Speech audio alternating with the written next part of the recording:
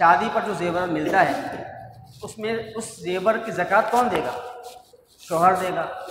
بیوی دے گی، ساس سسر دیں گے، کون دیں گے؟ اس کا حکم یہ ہے کہ اگر تو جیسے ہمارے ہاں ہوتا ہے کہ وہ زیور بخشش ہوتا ہے، عورت کو بخشش ہوتا ہے، تو اگر عورت کو گفٹ ہے، بخشش ہے، تو پھر تو ظاہر ہے وہ عورت ہی زکوٰۃ دے گی۔ اگر نصاب کے برابر ہے تو عورت ہی زکوٰۃ دے گی۔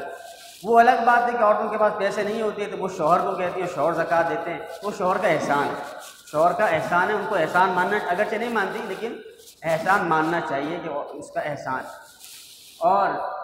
دوسری صورت یہ ہے کہ وہ جو سونا ملا ہے عورت کو، وہ سونا ہے شوہر کا، شوہر نے دیا ہے، صرف استعمال کے لیے دیا، عورت کو عاریتاً دیا ہے، استعمال کے لیے دیا ہے، عورت کی ملکیت میں نہیں دیا۔ جیسے جو دوسرے قوموں والے ہوتے ہیں ان کے یہاں ہوتا ہے کہ وہ بری کا زیور ہوتے ہیں، زیور چڑھاتے ہیں، اور شوہر کی نیت یہ ہوتی ہے کہ ہم نے صرف استعمال کے لیے دیا، تو اس صورت میں وہ زیور شوہر کا ہے، شوہر ہی زکوٰۃ نکالے گا، بیوی زکوٰۃ نہیں نکالے گی، اور بیوی اس کے مالک بھی نہیں ہے۔ تیسری صورت بعض قوموں میں یہ ہوتی ہے کہ وہ زیور ساس یا سسر کا ہوتا ہے، نہ شوہر کا ہوتا ہے، نہ بیوی، نہ اس کی بہو کا ہوتا ہے، بلکہ وہ زیور ساس سسر نے دیا ہوتا ہے، وہ صرف استعمال کے لیے دیا ہوا ہوتا ہے، ملکیت میں نہیں دیا ہوا۔